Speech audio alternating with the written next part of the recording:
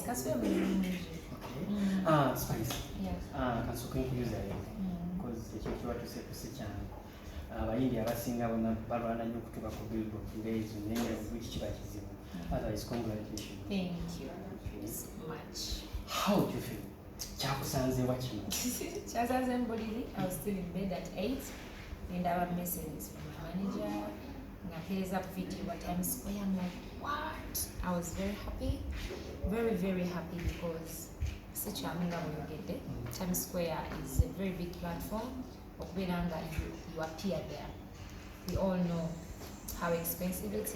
We all know what you have to do. You have to have a lot of work. You have to have done a lot, and abantu abakole ebintu will see you and really look for you to, you know, help you get there. Spice, kyetaagisa ki okubeera okubanga obeera appeared kyetaagisa ki? Of course, kyetaagisa a lot of things. Billboard nga Billboard zona you have to pay money, which is millions and millions of dollars. This is Irina. But for art, they've said a singer is not money, it is what you do. Kati Ubani music, for example, kati how these guys contacted us email and they want to work with us. They want to have my music on their playlist. They want me to be the face, Afrobeats Africa, and they're doing distribution, they're doing marketing, they're doing billboards. It's a company called Brand Music Partners. So and then the projects we have to do with them as well. As simple as that. Kugira kakasente. Bintu bingi ebigirako nnyo a lot of things. A lot. Bisala kumenya n'ebisinga esente. Yeah. Spice kino kikuleka wanga Spice. Kwa naye yes ndongo kitukubye. Naye ate munate kino kinene nnyo. It's a dream for every artist. Remember, appearing at Times Square because we all know it's one of the biggest like marketing place. Getting there, it's really not easy. Very, very hard. So okubanga natu say you that, you know, I thank God for that. I thank my fans. Kubanga, first of all, company are contacting for this.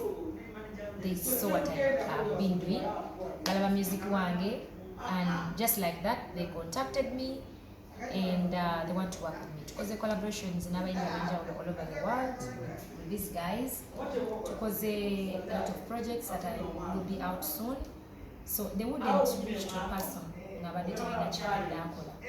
So it's because my fans support me, they support the music, the views and stuff. And then they're like, this is a person, good person to work with. I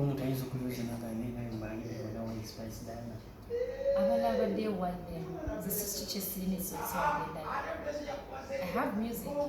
Yes. Spice, talk about the relationship with you and Babi. And? You and Babi. Babi is my friend. She's an inspiration. She's a mentor. She's my good advisor. She's an amazing person. Okay, chamulamu because Nidilambogo. Ne bebe, ne Bobby. Ne Bobby. Ne tata wafe. Amita tata wabana.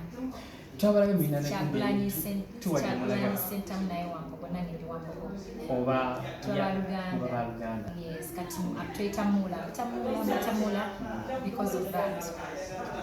Twabalaga mina twanje in London.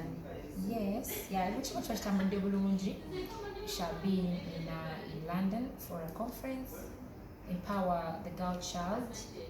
Conference, yeah, good cause, yeah, really Bachala, inspiring women. Me, I'm for the entertainment because that's my job, but I'm happy to be on this one and I'm into these things.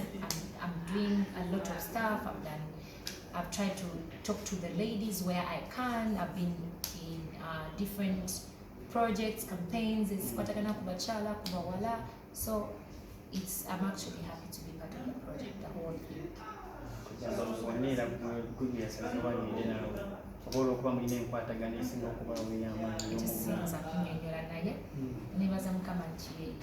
She chose me. She so I'm the best person to work with, and I thank God for that. Yeah. twalabye obugoye waze mugoye kati maama engoye nga nzibangamu kati zoyambala gozegira mu dduuka wo kati edduuka eki twalabye muli benkolera bonna biba byange ne lato yange ne yaketi yange otaddeko simanyi twalabye spako I work with them. Spiko. Yes. Spiko collection. Tubadde tumanyire. Tomanyi ani ezo ndikula. Nzigula shares. Planning okugula shares mu company zonna zenkola nazo. Okay. Kirungi ekibanga kyekyo bw'osaze okikola kirungi twogere ku new projects z'olina. Tulaba olina collaborations n'abayimbi